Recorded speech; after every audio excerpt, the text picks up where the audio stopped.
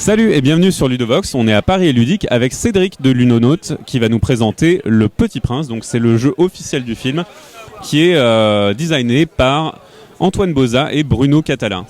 Alors Cédric, est-ce que tu peux nous dire depuis quand tu as le proto et l'histoire du proto et comment tu l'as signé ? Alors oui, en fait on a eu le proto après l'avoir signé, contrairement à la plupart des autres jeux. C'est-à-dire qu'en fait c'est vraiment un jeu de commande qu'on a fait à Antoine et Bruno. L'histoire c'est... en fait ça a commencé à la soirée du Spiel à Essen l'année dernière, où on était à table avec les Space Cowboys, parce qu'ils avaient été nominés pour Splendor. Nous, SOS Titanic avait été recommandé par le Spiel, donc on avait été aussi invité à la soirée. Et donc en discutant avec Philippe des Space Cowboys, qui nous dit que il connaissait la nana qui s'occupait de la gestion des droits du film du Petit Prince qui allait sortir, et qui lui avait parlé, qui cherchait des gens pour faire un jeu sur le film. Donc du coup il avait pensé à nous, comme nous on avait déjà fait un jeu sur le Petit Prince. Donc c'est lui qui nous a mis en contact. Après on a pris contact avec donc cette personne de la production. Elle nous a parlé un petit peu du film, on a trouvé ça intéressant. On s'est dit on va voir, éventuellement ça peut être intéressant de faire un jeu sur le film, comme on a déjà un petit peu la légitimité et on fait quelque chose sur le livre. Donc du coup on a appelé Antoine et Bruno, on leur a dit ça vous dit de faire un nouveau jeu sur le Petit Prince, sur le film. On savait pas encore quoi, qu'est-ce que, rien du tout. Donc on est monté sur Paris avec voir la société de prod. Donc avec Antoine et Bruno, ils nous ont présenté le film. On a vu un bout du script, on a vu quelques images, etc. Et puis de là on leur a dit, tout le monde était assez motivé par rapport à ce qu'on avait vu. Ça nous semblait intéressant. Donc là Antoine et Bruno se sont mis au boulot pour nous faire un jeu. Donc là on est en décembre, début décembre, on commence à avoir un début de proto de jeu. Et puis on bosse dessus, on développe, on voit avec l'illustration. Alors c'est un peu galère parce que les images elles sont pas toutes là tout de suite. Il y a encore des trucs qui sont en prod, des choses qui vont arriver au fur et à mesure. Donc on bosse vraiment dans le rush quoi. C'est tendu parce qu'entre temps la date de sortie du film est avancée au mois de juillet, donc on passe de octobre à juillet, donc c'est compliqué, mais c'est chouette, hein. Enfin je veux dire, il y a tout qui bosse ensemble. On fait appel à Yann Parovel qui nous avait fait la vidéo de Colts, on lui demande de nous filer un coup de main sur le design du jeu.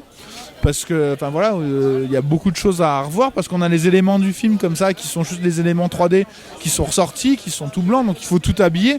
Donc là, quand on voit le plateau, il y a tout l'habillage à faire. Du coup, il y a aussi Maëva et Christine, donc Maëva da Silva et Christine Deschamps, qui bossent aussi, qui font notamment toutes les textures de fond, etc. Donc ils bossent tous les trois sur le design du jeu. Donc l'idée est de faire une piste modulaire comme ça et de pas avoir un bête plateau. Donc il y a tout ça. En même temps, on est en train de faire les retours sur la mécanique du jeu avec Antoine et Bruno.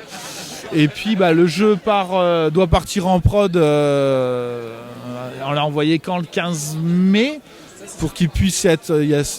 début mai même. Début mai, le jeu doit partir en prod pour qu'il puisse arriver là. En fait, le jeu normalement est assemblé la semaine prochaine, donc sort des usines de Ludofact fin juillet, la dernière semaine fin juin, la dernière semaine de juin, pour qu'il puisse être commercialisé par Asmodée la première semaine de juillet.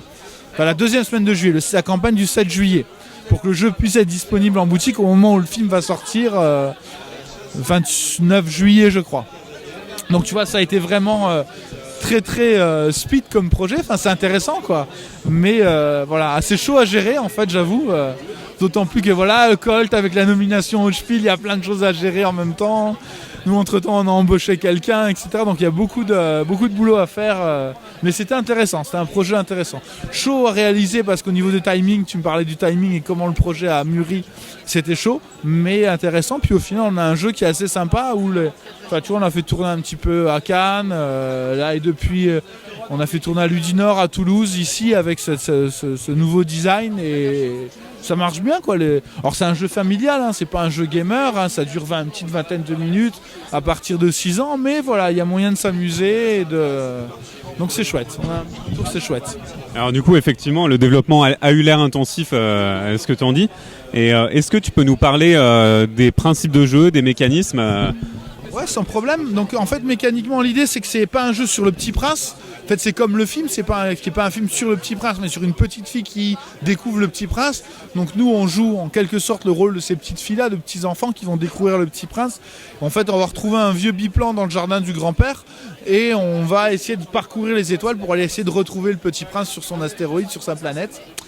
Et donc en fait c'est un jeu dans lequel on va donc parcourir les étoiles pour arriver jusqu'à la planète du Petit Prince, et au cours du voyage on va récupérer des étoiles, et le but c'est d'être le joueur avec le plus d'étoiles à la fin du jeu. Comment ça va se jouer? Alors déjà, qui va jouer à son tour? C'est toujours le joueur le plus loin sur la piste qui va jouer, donc tout le monde va toujours rester un petit peu groupé, et quand il y a des avions qui sont empilés, c'est le joueur qui est le plus haut sur la pile qui va jouer. Comment on va jouer? On a des cartes en main qui vont de 1 à 5 au début du jeu. À notre tour, simple, on joue une carte et on avance de la valeur indiquée au moins. Et donc on avance d'un nombre de nuages et on va faire l'effet du nuage qui correspond. Tu veux que je tienne? On va faire l'effet du nuage qui correspond. Donc les nuages, ça peut être retourner un télescope. Donc sur les télescopes, on peut gagner, perdre ou voler des étoiles. On peut directement récupérer des étoiles. On peut récupérer des nouvelles cartes. Parce qu'avec les cartes qu'on a seulement au début en main, on n'a pas assez pour arriver jusqu'au bout. Et il y a des nuages où il n'y a rien, où il ne se passe rien.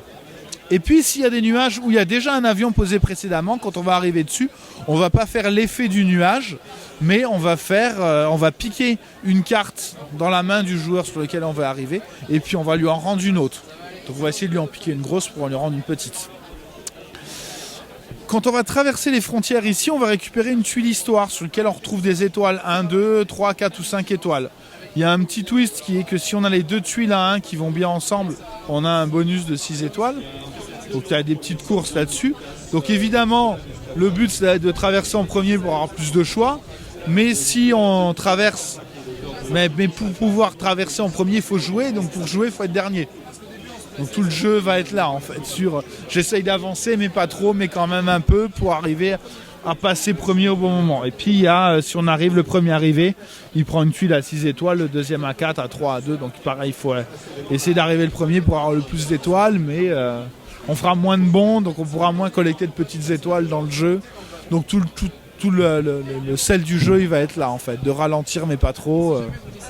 C'est marrant, je voyais assez mal Bruno Catala sur un jeu familial, parce qu'il a la réputation de faire des jeux très méchants, et c'est le cas. Hein.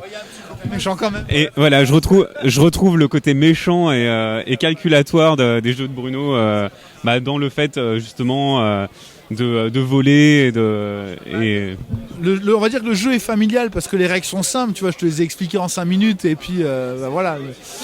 Mais effectivement, il y a le petit côté taquin qui fait que c'est bien en fait. Parce que si tu peux pas t'embêter, c'est pas drôle. Puis même pour jouer avec les enfants, c'est toujours les premiers pour venir te taper dessus. Et puis toi, leur taper dessus aussi. Voilà. Et après, ils viennent se la raconter quand ils ont gagné. Ils sont forts les enfants bourcounés pour faire leurs petits jeux. Non, moi je suis petit, faut pas taper dessus. Puis derrière, bam. Enfin moi c'est comme ça que j'ai élevé les miennes personnellement. Donc tu disais 2 à 6 joueurs donc. 2 à 6 joueurs, ouais. Ok, écoute, merci pour cette présentation du Petit Prince. Merci à toi, il n'y a pas de souci. Donc on remercie encore Cédric pour la présentation du Petit Prince, et à bientôt sur Ludovox. Salut!